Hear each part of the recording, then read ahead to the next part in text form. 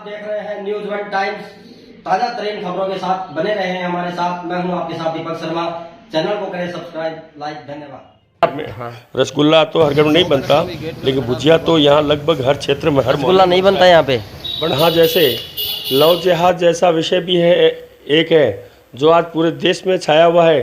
तो बीकानेर में भी ऐसा विरोधी दलों के द्वारा या लोगों के द्वारा लगातार ये बताया जाता है कि आरएसएस ऐसा है, या आतंकवादी संगठनों से तक की तुलना की जाती है आरएसएस की। लेकिन आपकी नज़र में और हकीकत में आरएसएस का क्या कार्य क्या है, और लोगों की भ्रांति किस प्रकार से अगर दूर हो सकती है अगर आरएसएस अपना काम सही ढंग से कर रहा है? तो टिकट ने जिसको भी टिकट दिया उसका आपने सहयोग किया, आपको टिकट मिला या नहीं मिला? अब की बार अगर 2023-24 के चुनाव, विधानसभा चुनाव में बीकानेर से आपको ईस्ट से या और कहीं से भी टिकट मिलती है। नमस्कार, आप देख रहे हैं न्यूज़ वन टाइम्स और मैं हूं आपके साथ पत्रकार दीपक शर्मा। आज हम आए हैं राजस्थान के बीकानेर में। जी हाँ, आपनो बीकानेर में, जहां पर हमारा मिलना हुआ है। जेठानंद जी व्यास हैं यहाँ पर, एक काफ़ी हिंदू जागरण मंच के प्रभावी जो सदस्य कार्यकर्ता हैं, और पूरे राजस्थान प्रांत में हिंदू जागरण मंच का दायित्व है, कार्यभार है, वो संभालते हैं। और जो भी सनातन धर्म और हिंदू धर्म में जो भी उचित प्रकार से जो किया जा सकता है, जो असहाय दुखी पीड़ितों की मदद की जा सकती है, वो जेठानंद जी व्यास हर जगह जाकर करते हैं। और लगातार अपना पूरा जीवन समर्पित इन्होंने हिंदू और सनातन धर्म के लिए, अपने स्वयं के धर्म के लिए कर दिया है। तो बात करते हैं कि, और राजनीति भी यहाँ पे मुख्य रूप से प्रभाव रखते हैं, काफ़ी लोगों की पसंद हैं। चुनाव में आएंगे नहीं आएंगे वो बात करेंगे, इनसे चुनाव लड़ेंगे या नहीं लड़ेंगे बात करेंगे, लेकिन इनसे जानते हैं बीकानेर के बारे में, यहाँ की राजनीति और हिंदू जागरण मंच आदि इनके कार्य के बारे में। तो बहुत बहुत स्वागत है आपका न्यूज़ वन टाइम्स में। आप हिंदू जागरण मंच से जुड़े हैं, पूरे प्रदेश का कार्यभार आप पर है।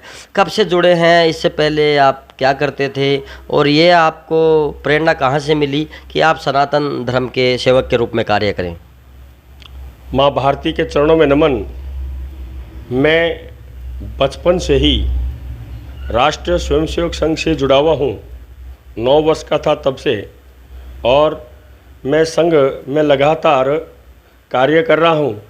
संघ की योजना से ही 2013 में मुझे हिंदू जागरण मंच का दायित्व मिला, और हिंदू जागरण मंच का जो है काम समाज को जागृत करना व देश की आंतरिक सुरक्षा में जो आंतरिक सुरक्षा कर रहे हैं उनका सहयोग करना। इस प्रकार हम लगातार, और यह प्रेरणा जो मुझे मिली है वो राष्ट्रीय स्वयंसेवक संघ से मिली है, क्योंकि राष्ट्रीय स्वयंसेवक संघ जो है वो समाज में एक सेवा का काम करता है, समाज को जगाने का काम करता है।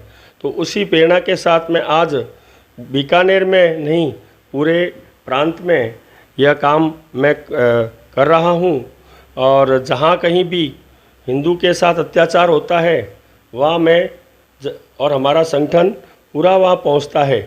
यहाँ जैसे लव जिहाद जैसा विषय भी है, एक है जो आज पूरे देश में छाया हुआ है।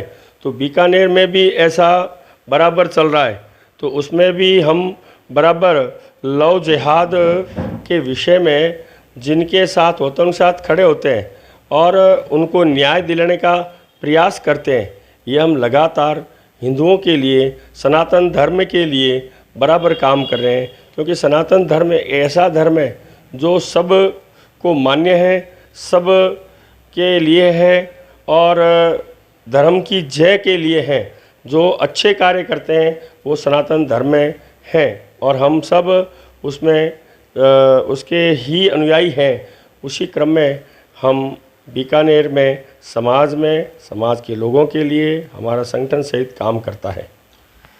हमने सुना है कि जो आरएसएस है, जिसको राष्ट्रीय स्वयंसेवक संघ कहते हैं, और कांग्रेस या अन्य विरोधी दलों के द्वारा या लोगों के द्वारा लगातार ये बताया जाता है कि आरएसएस ऐसा है, या आतंकवादी संगठनों से तक की तुलना की जाती है आरएसएस की। लेकिन आपकी नज़र में और हकीकत में आरएसएस का क्या कार्य क्या है, और लोगों की भ्रांति किस प्रकार से अगर दूर हो सकती है अगर आरएसएस अपना काम सही ढंग से कर रहा है? तो राष्ट्रीय स्वयंसेवक संघ एक सामाजिक स्वयंसेवी संगठन है और अनुशासन उनके लिए पहले है। आज समाज में जो जो संघ से जुड़े हुए परिवार, वहाँ आज भी आपको संस्कार मिलेंगे। समाज में जो हमारे संस्कार हैं वो जिंदे रहें और समाज संगठित रहे और देश के हित में समाज काम करें, यह संघ का एक विशेष है। अब जो इसको आतंकवादी के रूप में या कहते हैं, वो राजनीतिक लोग हैं जिनको, क्योंकि जो लोग समाज के विरोध में काम करेंगे, राष्ट्र के हित में काम नहीं करेंगे, जब समाज के लोग उनका विरोध करेंगे, और अधिकतर जो जागरूक लोग जो हैं वो तो जो अराष्ट्रीय गतिविधियों का विरोध करते हैं, तो उसमें बहुत से लोग संघ से जुड़े हुए हैं, इसलिए वो उनसे पीड़ित होके ये कहते हैं कि ये तो आतंकवादी संगठन है।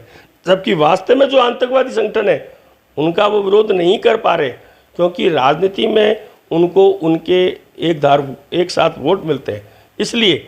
लेकिन संघ एक ऐसी संस्था है, स्वयंसेवी संगठन है, समाज का है, और संस्कार बचपन से ही उनमें संस्कार भरना और राष्ट्र के प्रति प्रेम जागृत करना समाज में, ये संघ काम कर रहा है बराबर लगातार वर्षों से। बिल्कुल। इसके अलावा संघ के जो आरएसएस के क्या कार्य हैं आम जन के हित में, देश के हित में, क्या क्या कार्य है जो बड़े रूप से कर चुका है आरएसएस संघ, ये बताइए आप। संघ की योजना से सेवा भारती संगठन चलता है। सेवा भारती जो है वो गरीब लोगों के, पिछड़े लोगों के बीच में जाके संस्कार का, एकल विद्यालय का, सिलाई केंद्र का, ऐसे काम करते हैं। यहाँ तक उनके स्वास्थ्य का ध्यान में रखते हुए वहाँ स्वास्थ्य की दृष्टि से भी काम करते हैं वहाँ। और जैसे विश्व हिंदू परिषद है, हिंदू जागरण मंच है, विश्व हिंदू धार्मिक क्षेत्र में मंदिर है, उसके लिए हिंदू जागरण मंच है, वो अलग काम करता है। विद्या मंदिर है, वो एक संस्कार का, एक विद्या का मंदिर चलाते हैं। ऐसे करके संघ के कई ऐसे संगठन हैं जो स्वयं संघ की प्रेरणा लेके और काम कर रहे हैं लगातार।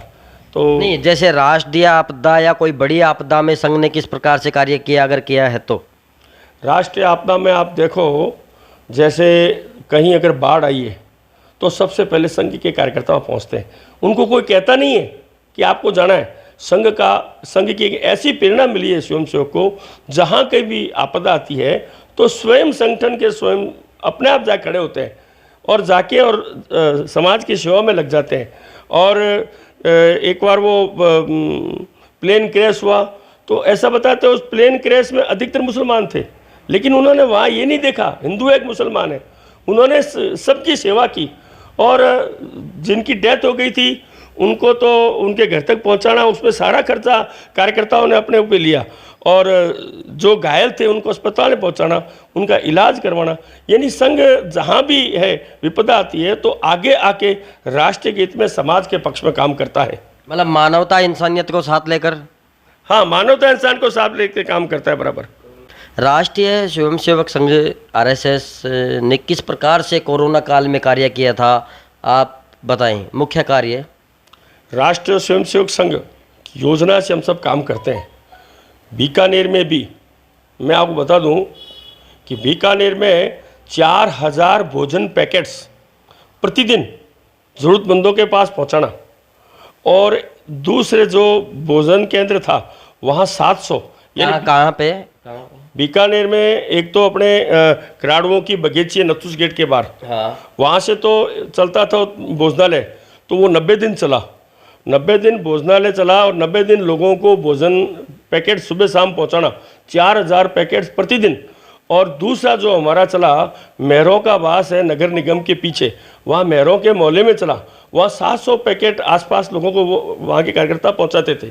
ऐसे लोग जो स्वयं इसमें ये पैकेट नहीं लेते थे अपने स्वाभिमान के कारण, तो उस समय आटे की कीमत 40 रुपये तक पहुँच गई थी।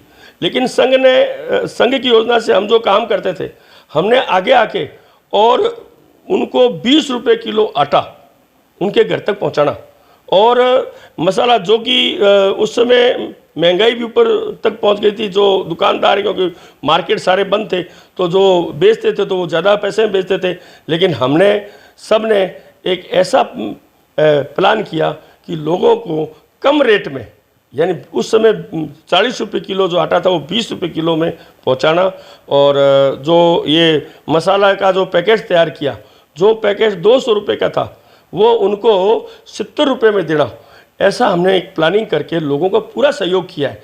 अगर कोई बीमार हो गया तो उसको तुरंत हॉस्पिटल पहुंचाना किसी भी स्थिति में, और अगर अस्पताल में किसी की सही देखभाल नहीं हो रही थी तो हमारे कार्यकर्ता वहां जाकर उनकी सेवा में लगे और उनको जितना हो सका, अगर डॉक्टर नहीं पहुंचे डॉक्टर पहुंचे, उनके पास कोई दवाई नहीं दवाई ला के पहुँचाना, ऐसा कार्य हमने उस समय किया है। कोरोना काल में सुरक्षा का ध्यान रखते हुए सभी संघ के कार्यकर्ताओं ने, हिंदू संगठन के कार्यकर्ताओं ने, आम अच्छे इंसानों, मानवता से जुड़े लोगों ने कार्य किया, अच्छा कार्य किया। और उसका बीकानेर की जनता में और बीकानेर प्रशासन जो है वो भी हमारे पूरे सहयोग में रहा, क्योंकि हम अच्छा काम कर रहे थे, इसलिए वो भी हमारे साथ खड़े हुए और उन्होंने हमारे यहाँ तक हमें दिया, क्योंकि हमारे 400 कार्यकर्ता काम करते थे उस समय, तो 400 कार्यकर्ताओं का आइडेंटिटी, क्योंकि यहाँ तो वो पूरा बंद था, ठीक है ना, कर्फ्यू लगा हुआ था, तो कर्फ्यू में हर एक जा नहीं सकता, तो उन्होंने हमें एक लेटर जारी करके और अपने ही कार्ड पे सबको आइडेंटिटी कार्ड हमने किए। तो प्रशासन ने इतना हमें सहयोग भी किया, हमारे कार्यकर्ता वो हमारे ही संगठन के हिंदू जागरण मंच के कार्ड लेकर और बीकानेर में हर जगह सेवा करते थे, और प्रशासन ने इसमें यहाँ पूरा सहयोग किया। और पेट्रोल पंप उस समय लगभग बंद से थे, तो तेल जो भरवाएगा उसको कोई ना कोई आइडेंटिटी प्रशासन से देनी होगी, लेकिन प्रशासन ने हमें यहाँ तक छूट दी हमारे कार्यकर्ताओं को कि हमारे कार्यकर्ता वो हिंदू जागरण मंच का जो कार्ड बताएगा उसके आधार पर भी पेट्रोल पंप वाले पेट्रोल भरते थे। मतलब आपका संगठन बीकानेर में पूर्ण रूप से सक्रिय है, पूर्ण रूप से लोगों की मदद करता है, मानवता के नाते और हिंदू संगठनों के नाते, जिम्मेदारी कर्तव्य के नाते। और आप जेठानंद व्यास जी एक बीकानेर के सबसे प्रमुख चेहरे हैं, यही है हिंदू संगठन में, हमने जहाँ तक सुना है। आपके अनुसार क्या मानते हो आप इसको? चेहरा तो हमारा संगठन है, और संगठन ने अगर मुझे आगे किया है तो स्वाभाविक है, ठीक है ना, मेन तो हमारा संगठन है, लेकिन संगठन ने मुझे किया है तो वो संगठन के आधार पे मेरा चेहरा है समाज में, और उस आधार पे हमें सच्चाई पे उतरने के लिए, खरा उतरने के लिए उस आधार पे काम करना पड़ता है। एक बात पूछना चाहूँगा, अब राजनीति से जुड़ा एक सवाल करता हूँ आपसे। पिछली बार क्या आपने चुनाव लड़ने की 2018 में बीकानेर में चुनाव लड़ने की कोशिश की थी? मैंने तो कोशिश नहीं की, लेकिन जनता ने ऐसा एक दबाव बनाया, यहाँ की समाज ने, जनता ने, जिससे कि मेरा नाम ऊपर तक चला। और राजनीतिक लोगों को भी लगा कि क्योंकि राजनीतिक पार्टियाँ जो होती है वो टिकट उसी को देती है जो जीतता है, तो उस समय मेरा नाम चला, लेकिन हमारी इतनी कोई अपेक्षा नहीं, कि हम काम को चुनाव के लिए तो करते नहीं है, तो इसलिए हमारी अपेक्षा नहीं थी, तो नाम चला। लेकिन बाद में जिसको भी मिला तो राष्ट्र के हित में हमने जिनको सहयोग करना किया, जम के किया, खुल के किया, हमारे पूरा सहयोग रहा, उनको पूरा सहयोग रहा। जो भी पार्टी ने, जिसको भी टिकट दिया उसका आपने सहयोग किया। आपको टिकट मिला या नहीं मिला? अब की बार अगर 2023-24 के चुनाव, विधानसभा चुनाव में बीकानेर से आपको ईस्ट से या और कहीं से भी टिकट मिलती है तो क्या आप चुनाव लड़ेंगे? ऐसा है, अगर टिकट मिलेगा तो वेस्ट से मिलेगा, और अगर मिलेगा तो राष्ट्रीय और समाज के हित में मैं चुनाव लड़ूंगा, और वैसे मेरी इतनी कोई अपेक्षा है नहीं। हमने सुना है कि आज भी अगर एक आपके इशारे पर यहाँ पर जनसभा हो सकती है, बहुत बड़ी, लोग आ सकते हैं, कार्यकर्ता। ये कार्यकर्ताओं से आपका कैसा क्या जुड़ाव है? हमारा संगठन 24 घंटा समाज के लोगों के लिए सहयोग में रहता है। जब भी आधी रात को भी कोई आता है तो हम उनके साथ खड़े होते हैं, और इस समाज को जागृत करने के लिए हमने लगातार यहाँ भारतीय नव वर्ष पे धर्म यात्रा महाआरती का जो आज पूरे राजस्थान देश में चल रहा है, तो उसका उद्गम बीकानेर से हुआ है। सबसे पहले हमने बीकानेर शुरू किया, आज सब जगह हो रहा है, तो उसके साथ सब लोग जुड़े हैं, और जो भी हमारे से जुड़े और समाज के अन्य लोग हैं तो वो भी हमारे कार्यकर्ताओं से हमारे से अपेक्षा करते हैं और हम उनके साथ हर समय खड़े रहते हैं, इसलिए वो हमारे साथ खड़े हैं। ठीक है ना। छोटी काशी के नाम से बीकानेर को जाना जाता है, धार्मिक लोग भी खूब हैं। क्या आप यहाँ पर लगातार सद्भावना बनाने का प्रयास करते हैं और सद्भावना रहती है या नहीं रहती यहाँ पे बीकानेर में? हम सद्भावना प्रयास करते हैं और सद्भावना रहनी चाहिए, लेकिन अगर कोई उस सद्भावना को तोड़ने का प्रयास करता है तो उसका भी हम इलाज, उसका विरोध करते हैं, जवाब देते हैं। जवाब देते हैं। बिल्कुल। दूसरा, चुनाव को लेकर अगर पूछना चाहूँ तो इस बार यहाँ पर बीडी कल्ला जी विधायक हैं, मंत्री भी हैं, तो उनका कार्यकाल कैसा है, बताइए उनके बारे में आप। बीडी कल्ला जी 35 साल से मंत्री रहे, 35 साल मंत्री रहे कांग्रेस के राज में, और बीकानेर आज तक पिछड़ा है। बीकानेर में कोई ऐसा बड़ा काम उन्होंने नहीं किया, और जिस क्षेत्र में से वो जीतते हैं उस क्षेत्र में सरकारी कॉलेज ही नहीं, 35 साल में सरकारी कॉलेज नहीं बनी। मतलब सरकारी कॉलेज नहीं है बीकानेर में? विधानसभा, उनके विधानसभा क्षेत्र, उनके विधानसभा क्षेत्र में। और इस बार उन्होंने एक कॉलेज कन्या महाविद्यालय लेकर आए, लेकिन उसकी ज़मीन भी अलॉट हो गई। उस ज़मीन पे उनके जो चाहते हैं या उनके जो समर्थक हैं उन्होंने कब्जा कर रखा है, इसलिए उस ज़मीन पे वो कॉलेज नहीं बना रहे अलॉट होने के बाद भी। और अभी जो वो कॉलेज है वो एक सामुदायिक भवन में 2 कमरों में चल रहा है, तो ये बीकानेर के लिए भी ठीक नहीं है। और बीकानेर की सड़कें टूटी पड़ी है। कोर्ट गेट का फाटक भी प्रमुख समस्या है बीकानेर के लोगों की। हाँ, कोर्ट गेट का फाटक बराबर है समस्या। और जूनागढ़ में पानी भरता है। जूनागढ़ के सामने जो एक ये तालाब है उसकी समस्या, सूरसागर, जिसकी समस्या वसुंधरा जी ने इंटरेस्ट लेके हल की थी और वो बहुत अच्छा हो गया था, लेकिन वो सरकार जाने के बाद पुनः वो कचरे का ढेर बनने लग गया। इधर उनका ध्यान नहीं जा रहा है वापस, क्योंकि वो एक बीकानेर का हृदय स्थल पे है, लेकिन वो उसी स्थिति में जा रहा है जिस स्थिति में वो पहले था, लेकिन ऐसा नहीं होना चाहिए। पहले यहाँ पर गोपाल जी जोशी थे जो बीजेपी के एक प्रबल दावेदार थे, लेकिन अब उनका देहांत हो गया। उसके बाद में यहाँ पर बीजेपी का कोई ठोस चेहरा, जैसे आप हो या महावीर राका हमने नाम सुना है वो हैं, या और भी कोई हो सकते हैं, लेकिन हमने ये भी सुना है कि ये ब्राह्मणों का गढ़ है। अगर बीडी कल्ला जी के सामने ब्राह्मण को टिकट मिलती है तो बीजेपी के उम्मीदवार जीत सकते हैं, ऐसा सुना है। आपकी क्या राय है? ब्राह्मण की जातिवाद में वोटों की संख्या ज़्यादा है, ब्राह्मणों का गढ़ है बीकानेर, आपकी क्या राय है इसको लेकर, राजनीति के समीकरण को लेकर? देखो, हम जाति में मैं विश्वास कम रखता हूँ, लेकिन फिर भी राजनीति में जाति का महत्व होता है। और बीकानेर जो ये पश्चिम क्षेत्र है वो ब्राह्मण जातियों का है दबदबा, क्योंकि न्यूट्रल जो वोट होते हैं वो कई बार जाति के आधार पे ही पड़ते हैं। बीकानेर ईस्ट में ब्राह्मण बाहुल्य ज़्यादा है या वेस्ट में? वेस्ट में ज़्यादा है। ईस्ट में भी है, लेकिन वेस्ट में पुष्करण जो जाति उसके ज़्यादा है। अच्छा। और वैसे सब अगर ब्राह्मण मिलाए तो सबसे ज़्यादा वेस्ट में ही है। ईस्ट में भी है, ईस्ट में भी बराबर है, अन्य जातियों के बराबर है। तो लेकिन लेकिन वहाँ तो क्या है कि सब प्रकार के लोग हैं, बाहर से आए हुए ज़्यादा लोग कॉलोनियों में, और यहाँ तो यहीं के रहने वाले पुराने लोग हैं, इसलिए उसका अलग फ़र्क पड़ता है।